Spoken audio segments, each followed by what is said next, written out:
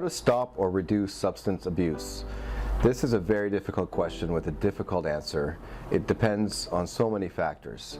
Stopping entirely for the individual can be a very difficult process, and going cold turkey, even though it sounds simple and straightforward, it is not, because what happens in this situation is the user may have some short-term sobriety, but typically there'll be some sort of stressor, some sort of event that happens, and they're not equipped to deal with the stress, and it could end up relapsing. To tackle the issue, it's really to look at the problems in the first place. Most people, if they're abusing drugs, there tends to be something else going on in their life that they are trying to get away from or escape. My theory is that there are a lot of stressors out there, and it's difficult to cope with stress. And the drug use, at least for my situation when I was using, was a crutch to get away from these stressors and just try to forget.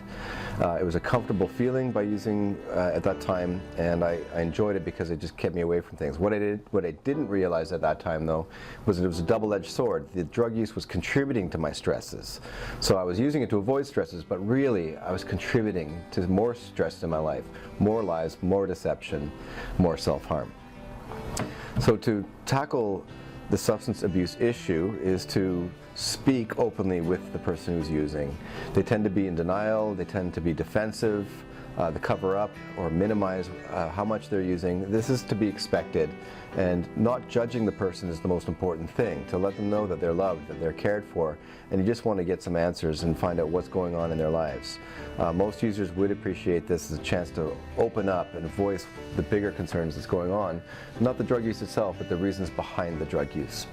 Speaking to a healthcare professional is a great idea, but not all healthcare professionals are equipped to deal with substance abuse issues. So speaking to a specialist physician, there are some addictionists out there. They are hard to find, but these are specialist doctors who deal with addiction. There's also drug treatment counselors, and they're more accessible. People who've gone to school generally, who got their degree in this or diploma, or social work, for example, they got a diploma, and these are people who have had really good quality educations in understanding substance misuse. So getting some help, getting educated by speaking to one of these people, for everybody to meet in a family meeting, for example, to discuss what is really going on, what are the bigger issues at play, and what are the treatment options available.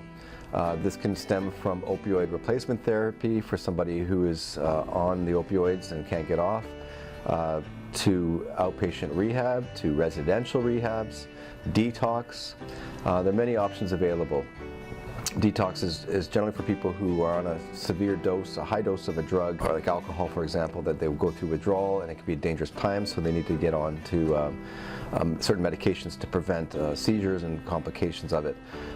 Detox is also helpful for people who are on the opioids because they have a pretty prolonged, substantial withdrawal syndrome or dope sickness. If you or a loved one are looking for help with substance abuse, call our 24/7 helpline at 1-800-615-1067. A caring addiction advisor is awaiting your call.